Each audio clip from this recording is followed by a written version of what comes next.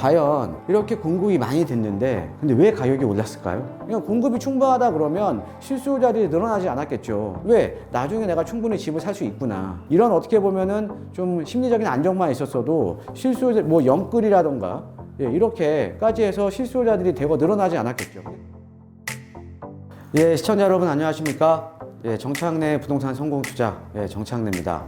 자, 최근에 지금 이제 언론에서 많이 나오는 내용, 그리고 이제 정부에서 이제 발표한 내용들을 보면 역대급으로 많이 이제 공급이 됐다라는 내용이 많이 나와 있거든요. 예, 그래서 지금 연평균 지금 뭐 54만 6천 가구가 공급이 돼서 지난 역대 어느 정부보다도 주택량이 많이 공급이 됐다라는 내용들이 지금 나오고 있습니다. 예, 나오고 있는데 과연 이렇게 공급이 많이 됐는데 근데 왜 가격이 올랐을까요? 왜? 그렇죠? 예. 지금 사실 우리가 이 주택시장을 안정시키기 위해서는 공급이라는 게 상당히 중요한 거 아닙니까? 예. 그래서 지금 정부 정책 자체도 지금 2018년도 이후부터는 좀 이제 공급을 확대하는 지금 정책 기조를 지금 펴고 있는데 또 불구하고 왜 가격이 이렇게 많이 올랐냐 이거죠. 예, 그래서 이거에 대한 내용을 좀 말씀을 좀 들어볼까 합니다. 예, 그래서 자, 역대급 공급량에도 가격 왜? 예, 자, 이거 최근에 나온 내용이죠.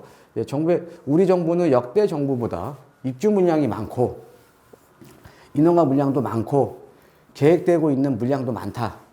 근데 부동산 가격은 지금 현재 안정세다. 예. 안정세에 접어들고 있고 남은 기간 동안 하락 안정까지 보고 있다. 예. 자, 근데 주택 공급 물량 역대 정부 최다인데 수치는 그렇다나 아니다. 자, 3억 하던 집 10억 만들더니 안정세. 예, 화가 나서 채널 돌렸다. 예, 여러분 뭐 내용 아시죠? 예, 내용 아실 겁니다. 자, 데이터 한번 볼게요. 예, 그러니까 국토부에서 이제 발표한 내용들을 보면 자, 노무현 정부 때 36만 3천 가구 연평균 지금 이제 준공 기준입니다. 준공 기준으로 36만 3천 가구, 이명박 정부 때 35만 7천 가구, 예, 박근혜 정부 때 45만 가구, 예, 현 정부 때 54만 6천 가구. 연평균. 예, 수치는 상당히 지금 이제 준공 기준 물량으로 보면 상당히 높죠. 그렇죠? 그러니까는 상당히 주택 시장이 안정이 됐던 요 시기보다도 주택 공급이 많이 됐는데도 불구하고 가격은 많이 오른 거죠. 예. 자, 한번 그 이유를 한번 보면 일단은 여기 좀 준공 기준이라는데 좀 한번 여러분들 좀 포커스를 한번 맞춰보는 게 좋을 것 같습니다. 자, 우리가 인허가 기준이 아닌 지금 현재 그 데이터가 지금 준공 기준 물량이라는 거죠. 자, 준공 기준 물량. 예. 자, 준공 기준 물량이라는 거는 자, 우리가 주택을 공급하기까지는 여러분들 우리가 재개발이라든가 재건축도 마찬가지고요. 그 다음에 수도권 지역의 택지라든가 신도시도 마찬가지고요. 주택을 공급하기까지가 상당히 오랜 물리적인 시간이 필요한 겁니다. 인허가도 해야 되고 만약에 택지를 하면은 보상도 해야 되고 또 인허가 밟아야 되고 자, 거기에다가 또 주택을 또 준공하려면 또 공사도 해야 되고 상당히 많은 시간이 걸린다라는 거죠. 자, 그러면은 주택을 공급하기까지 물리적인 시간이 상당히 많이 걸리는 거죠. 자, 그러면 이 준공기준이라는 거 자체가 현 정부에서 해놓은 게 아니라 지난 정부에서 했던 거죠. 자, 이해되시죠? 그러니까 지난 정부에서 나왔던 물량들이 지금 이제 준공이 된 거잖아요. 그죠? 그러니까 이 준공기준 물량 자체가 사실은 좀 데이터가 좀 맞지 않는다라는 거죠. 자, 그 다음에 우리가 인허가 기준 물량이 많아야 되는 거죠. 지금 현재 또. 그죠? 예, 인허가 기준 물량이 많아야 되는 거 아닙니까? 예, 그런데, 자, 또 이제 다음 장을 보면, 자, 지금 현재 주택 공급 물량 중에 왜 그럼에도 불구하고 가격이 많이 올랐냐면, 주택 공급 물량 중에 과거에 비해서 사실 지금은 정비사업 물량이 상당히 많습니다. 여러분 정비사업 아시죠? 재개발이라던가 재건축이라던가 이런 정비사업. 예, 그러니까는 기존의 오래된 주택을 허물고 아파트를 새롭게 올리는 이런 정비사업 물량이 상당히 많다라는 거죠. 정비사업 물량이. 자, 그런데 이 정비사업이라는 거는 기존의 주택들이 멸실이 돼버리잖아요. 기존의 주택들이. 그 멸실되는 주택이 있을 거 아닙니까? 그죠? 이 멸실 주택 대비 순중감률이니까 낮을 수밖에 없다라는 거죠. 그러니까 만약에 어떤 지역에 5,000세대가 공급이 된다. 만약에 재건축으로 인해서. 자, 그런데 기존에 만약에 3,000세대였다. 자, 그러면 순중감률은 2,000세대잖아요. 2,000세대. 근데 준공 기준을 보면 5,000세대가 늘어난 거죠. 근데 실질적으로는 증감하는 거는 2,000세대밖에 안 되는 거죠. 그죠? 그러니까 과거 정부에 비해서 정비사업 물량이 상당히 많은데 멸실되는 주택 양까지 고려를 하면 사실은 순중감률은 상당히 낮을 수밖에 없다라는 거죠. 자, 거기다가 제가 여러 번 말씀을 드렸지만, 자, 정비사업이라고 하면 우리가 대부분이 재개발이라던가 재건축이잖아요. 자, 그런데 재개발은 주택 공급 효과가 상당히 적습니다. 재개발은요. 여러 번 말씀드렸을 거예요. 여러 번. 예. 만약에 이거 좀 이해 안 되시는 분들은 제가 저희 또 강의에 제가 여러 번 말씀드렸으니까 그거 한번 찾아서 보셔도 될 것 같고요. 자, 재개발은 주택 공급 효과가 상당히 적습니다. 자, 그러면은 재건축을 해야겠죠? 재건축을. 그런데 재건축은 또 규제하잖아요. 그죠? 그러니까는 이 재개발 같은 경우에는 이 멸실되는 주택 대비 순증감률이 상당히 낮아요. 재건축이 상대적으로 좀 높은 거고요. 근데 지금 재건축은 못하게 막고 있잖아요. 그죠? 예, 그러니까 실질적으로 공급 물량을 보면 정비사업 물량이 많은데 이 정비사업 중에 대부분이 또 재개발이라는 거죠. 재건축은 별로 없고요. 예. 자, 그러니까는 지금 이 데이터를 놓고 보면 많은 것 같지만은 사실은 그렇게 크게 주택 공급이 되지 않았다라고 이제 보시면 될 것 같고요. 자, 그 다음에 중요한 건 이런 거죠. 자, 여러분들 지금 뭐 이 주택 공급량에는 임대주택도 많이 공급이 되고 하잖아요. 자, 그런데 뭐 여러분들 뭐 언론 통해서 많이 이제 들어보셨겠지만, 자, 임대주택 중에 지금 임대주택들도 지금 입지가 안 좋은 지역들 같은 경우는 임대주택이 나가지도 않잖아요. 예, 찾지도 않죠. 예, 그러니까 중요한 게 뭐냐면 주택의 양도 중요하지만 주거하기를 원하는 지역에 충분한 공급이 이루어져야 된다는 거죠. 예, 사람들이 주거하기 원하는 지역에 충분한 공급이 이루어져야 되는데 그렇지 못하다라는 거죠. 아무 때나 지어진다고 해서 사람들이 원하지 않는 지역에 지어지면 그게 사실은 큰 의미가 있냐 이거죠. 그죠? 자, 그러니까 질과 양을 고려한 주택 공급이 수반이 돼야 되는 거죠. 질과 양을. 예, 근데 이렇지 못하다라는 거죠. 예. 이거는 최근에 나온 내용도 그거예요. 이제 임대주택을 많이 공급을 하겠다라고 얘기 나오는데 임대주택을 공급을 하는 건 좋습니다. 당연히 사회적인 주거 약자들을 위해서 임대주택 많이 공급을 해야죠. 자, 그런데 임대주택도 중요하지만은 사실은 실수요자들, 다른 수요자들 원하는 지역에 주택을 충분하게 공급을 해줘야 된다는 거죠. 근데 그렇지 못하고 있다는 거죠. 자, 그 다음에 이제 또 보면 자, 그럼 역대급 공급량인데 가격은 왜 올랐을까? 일단은 초기에는 이제 현재 정부 정책을 보면은 주택 공급이 충분하다는 판단을 했던 거죠. 충분하다는. 그래서 주택 공급보다는 어떤 거냐면, 자, 수요를 억제하는 정책을 폈던 겁니다. 수요를 억제.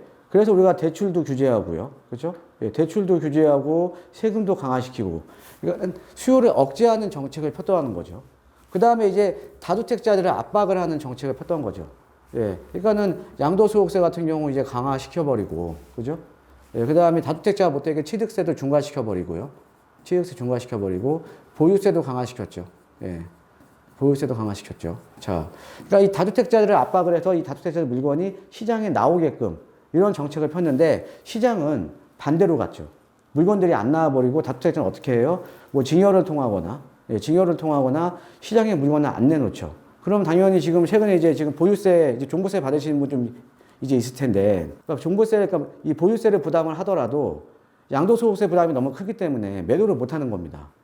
자, 그러면 이 종부세를 부담을 하는 다주택자들 입장에서는 생돈 나가겠죠? 자, 그러면은 당연히 세금이 커지면 당연히 이거는 최종 소비자한테 전가할 수밖에 없는 겁니다.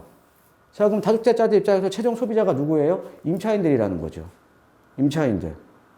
그러니까 지금 현재 종부세도 그래요. 종부세도 뭐 전 국민의 98%는 괜찮다. 2%만 나간다. 이런 얘기가 많이 나오고 있잖아요. 자, 그게 중요한 게 아닙니다. 98%, 2%가 중요한 게 아니에요. 자, 2%한테 종부세가 지금 나오면 종부세는 당연히 임차인들한테 전가가 될 수밖에 없어요. 그러면은 이 아무래도 이 주거효도가 높은 지역에 고가주택이 밀집된 지역에 종부세 부담이 높아지겠죠. 그럼 거기서부터 또 전월세 가격이 올라가 버리는 겁니다. 그럼 도미노처럼 올라가 버리는 거예요. 전월세가. 98%, 2%가 중요한 게 아니라는 거죠. 자, 그것도 한번 제가 한번 말씀을 드렸고요. 자, 그러니까 그러다 보니까 적기에 주택 공급을 못 해줬다는 거죠. 적기에. 그러니까 충분히 시장에 주택 공급이 원활하게 될 거라는 시그널을 줬어야 되는데 그렇게 못하니까는 시장 수요자들은 공급이 없구나. 주택을 마련해야겠다. 라는 판단하에 실수요자가 대거 늘어난 겁니다. 그러니까 공급이 충분하다 그러면 실수요자들이 늘어나지 않았겠죠. 왜? 나중에 내가 충분히 집을 살 수 있구나. 이런 어떻게 보면은 좀 심리적인 안정만 있었어도 실수요자, 뭐 영끌이라던가, 예, 이렇게까지 해서 실수요자들이 대거 늘어나지 않았겠죠. 근데 그렇지 못하니까 실수요자들이 대거 늘어나서 가격이 더 올라버린 거죠. 자, 그래서 지금 보시면은 주택의 양이 아닌 또 질적인 공급도 함께 돼야 된다. 아까 제가 설명드렸던 거고요. 자, 그 다음에 앞으로 그럼 주택시장은 좀 안정이 될 것인가. 를 한번 살펴보자라는 거죠.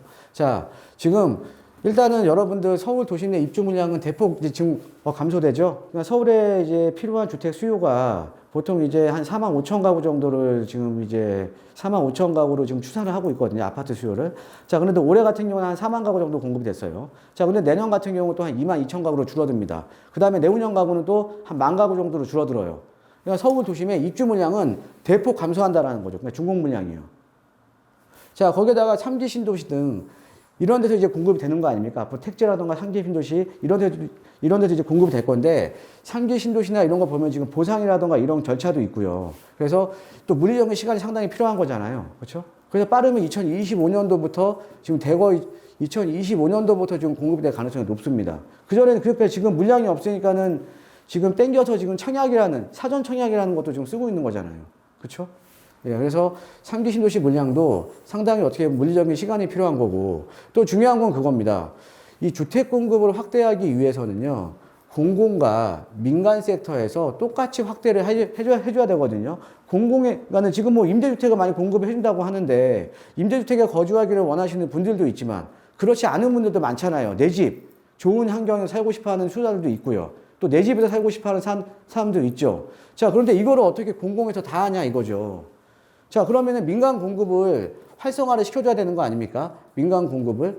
예, 민간 공급을 활성화를 시켜주는데 지금 사실은 민간 공급이 규제하잖아요. 재건축만 보더라도 재건축 초과이익 환수라든가 아니면 이런 것들로 인해서 지금 민간 공급을 규제하잖아요. 그 다음에 분양가 상한제라든가. 그죠? 자, 거기에다가 지금 이제 최근에 이제 이 대장동 사태와 맞물려서 시행사의 과도한 개발 이익에 대해서 지금 뭐 이 개발 부담금이나 이런 거를 더 높게 물리는 방향으로 지금 계속 지금 얘기가 나오고 있잖아요. 자, 그럼 그러다 보면 시행사 입장에서는 이 아파트 공급을 하는데 시간이 많이 걸리고 또 경기 변동에 따른 또 리스크도 안고 가는 겁니다. 자, 그러면 만약에 내가 별로 안 남는데 주택 공급을 할 시행사가 있냐 이거죠. 만약에 남아도 개발 이익의 대부분을 가져간다고 하면 누가 그런 리스크를 안고 아파트를 공급하겠냐 이거죠. 주택을 공급하겠냐 이거죠. 그런데 계속 지금 민간 공급을 규제하는 정책을 펴고 있잖아요. 그러니까 우리가 주택을 충분하게 공급을 하려면 공공에서 어차피 다 못합니다. 공공에서 못하면 공공과 민간에서 할 수 있게끔 어떻게 보면 길을 열어줘야 되는 거죠. 근데 길을 열어주기는 커녕 지금 막고 있잖아요. 그죠? 그러니까 이게 가장 큰 문제라는 거죠. 이게. 자, 데이터 한번 놓고 보겠습니다. 자, 서울 도심의 입주 물량이 지금 적정 수요가 우리 한 4만 5천 가구, 4만 7천 가구 정도 보고 있는데 이건 이제 연구소마다 약간 다릅니다. 그런데 지금 내년에 지금 많이 줄어들고요. 내후년에 또 줄어들고 계속 줄어들잖아요, 지금. 그죠? 예. 그러니까 이게 가장 큰 문제라는 거죠. 거기에다가 아까 말씀드렸듯이 3기 신도시나 택지 물량이 대거 공급이 되기까지는 시간이 또 많이 걸리는 거고요. 그러니까 여기가 상당히 불안한 겁니다. 예. 자, 그래서 최근에 뭐 이제 공급량이 많다, 역대 공급량이다, 이런 얘기가 지금 많이 나오면서 그거에 대한 어떻게 보면 팩트 체크를 좀 해보는 시간은 좀 가졌습니다. 자, 여러분들 오늘 강의는 여기서 좀 마치도록 하고요. 예, 그리고 여러분들 이제 부동산에 대한 고민이라던가 예, 또 상담 있으시면요. 예, 저희가 이제 1대1 대면 상담을 통해서 또 풀어드리고 있습니다. 그래서 부동산 고민 상담 있으신 분들은요, 예, 주저하지 마시고 이제 상담 신청하시면 저희가 열과 성의를 다해서 도와드리겠습니다. 자, 오늘 강의는 여기서 마치도록 하겠습니다. 감사합니다.